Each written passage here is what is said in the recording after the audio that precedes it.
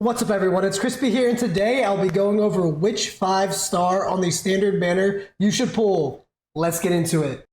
First and foremost, I want to lead with a disclaimer. This game is skill-based, which means the more familiar you are with a character or the better you are at using them, the higher on that little make-believe meta tier list they will be. This game doesn't really revolve around meta or just broken characters like most other gacha games does. So before you choose your 5-star, keep that in mind. Play who you want to play. Have fun. It'll keep you interested in this game longer. We're going to lead with my boy Calcharo. Calcharo is the #1 character that I'm going for on the standard banner. He is my edgy Sephiroth twin, and he's Electro Element, which is one of my favorite elements in games. Lightning, Thunder, Electro, whatever you want to call it. He uses a great sword, and he has this mode where he, it's down here, Death Blade Gear State, lasts for 10 seconds. He goes into just like another mode. He looks super cool, and he just deals more damage and gets stacks and does other attacks. But what I wanted to get into with Calcharo is he's basically a DPS through and through. If you want to start the game with a really good DPS, go for Calcharo. If you're not pulling for Jianxin, go for Calcharo. Calcharo is more of a single target DPS, whereas Jianxin, who would be the premium limited banner character, which I'll get into in another video, he would be an AoE DPS. They both have their uses, they both have their scenarios where they would thrive, but in my opinion, Calcharo is going to be my main DPS. Hopefully, we'll see how the pulls go. I don't have any gameplay. I didn't play the betas or anything like that, so I'm going to have to go through this with the information I have from Pridewin.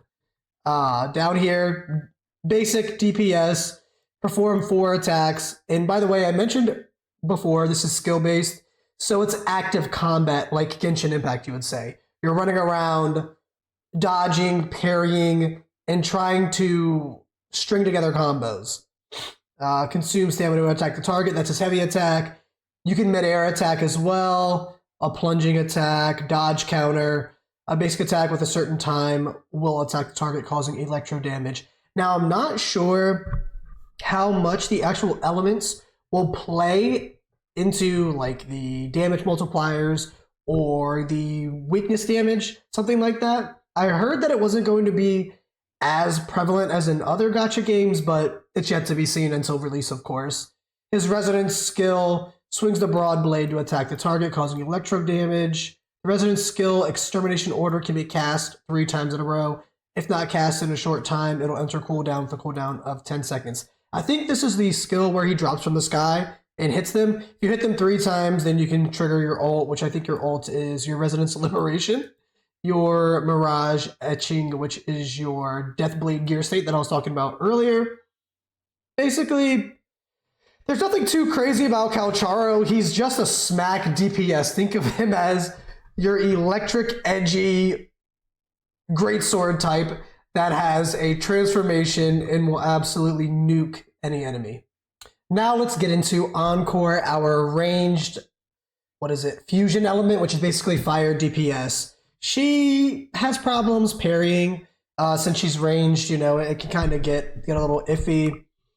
There's nothing too crazy about her. You can pause and read whatever you want here. I'm not going to give you death by paragraphs, but the standard characters, honestly, you can just really choose who you want. The rover that you start out with which is the main character, is really high up in the tier list, and unlike other gacha games, the character that they give you as the main character is actually really good to play. So you can substitute that character for basically any of the other 5 stars and pull for Calcharo or a support or something like that. Now, if a ranged DPS with charged attacks is what you're looking for, then Encore is your character. Here we are with Jianxin.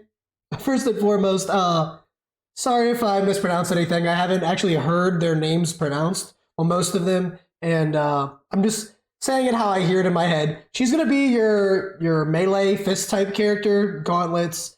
She's based upon parries with her resonance skill, long press, so you can hold it, wait for a parry to target, and then get some damage based off of that. She's arrow element, and her ult creates a strong wind field, continuously pulling targets within the wind field to the center, so it kind of draws them in, gets a really good AoE.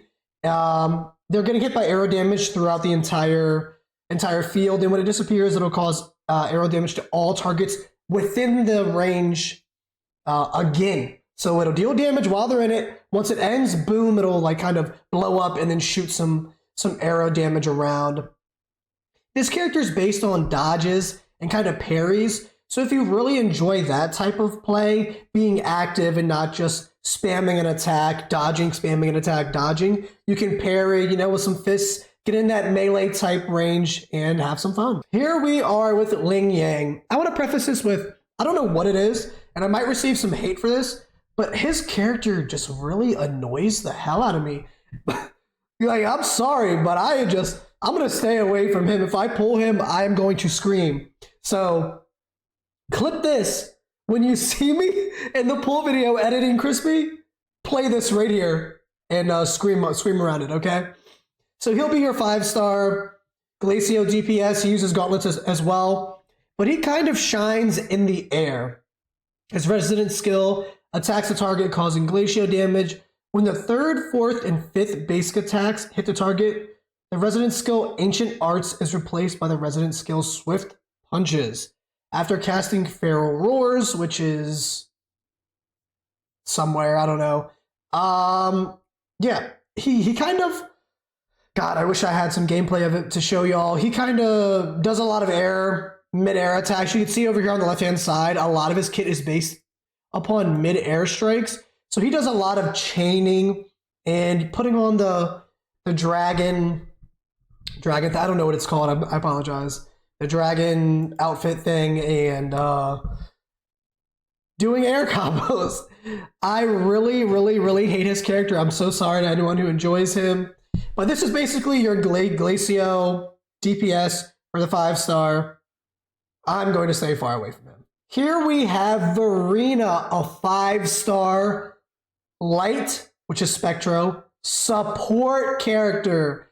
Now, support characters can go a long way. DPS, especially DPS characters that are on the standard banners of games, they can get power crept literally by the next character that releases a couple weeks later.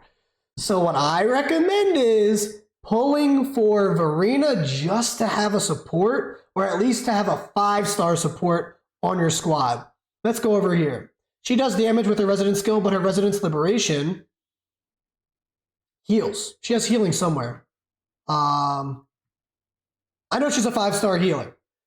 I just can't find it in the kit. Oh, right here. Dealing spectral damage and restoring health to the resonators, causing damage. So basically, you pop that, switch to a different character, and whoever you're dealing damage with is the one that's going to get healed. Pretty good. Having healers is really, really essential in basically any gacha game, especially one skill-based where you can make any DPS work that you have.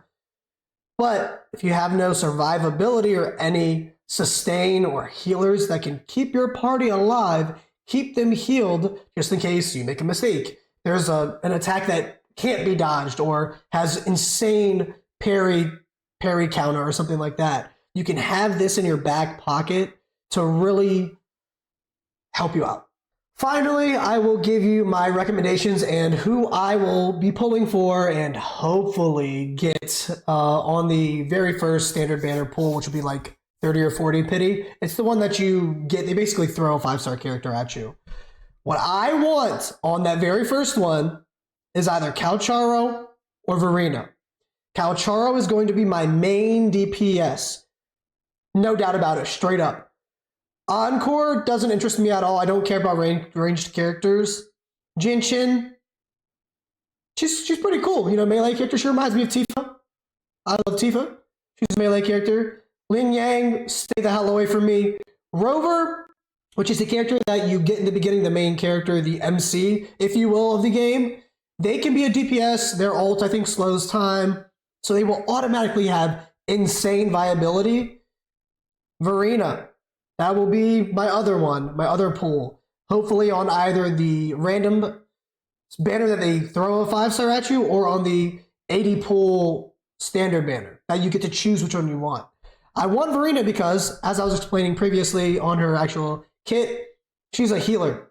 Full and through, all in all, healer. Sustain is insane and essential in skill-based games, as well as just gacha in general. If you don't have a healer and you can't just nuke DPS an enemy down, then how are you going to survive? None of your characters that are DPS will have sustain or heal themselves. They can have parries, maybe dodges, but if their life is going down, eventually they're going to hit 0 and you're going to have to switch to someone else, right? Right? So those are my recommendations. Those are who I will be pulling for. Calcharo, Verina. But all in all, this first couple weeks, it's going to be who you want to play. Pull who you want to pull. Get good with their kit. Learn their play styles. That will be so much better than just trying to pull for a meta unit that you can't learn their play style, you're not good with, or you're not interested in. I genuinely believe that, as well as a lot of other content creators. I will get into Jian and Yinlin in a separate video. Don't forget to like, comment, subscribe, all that good stuff if you enjoyed. I will catch y'all in the other Wuthering Wave videos. Peace.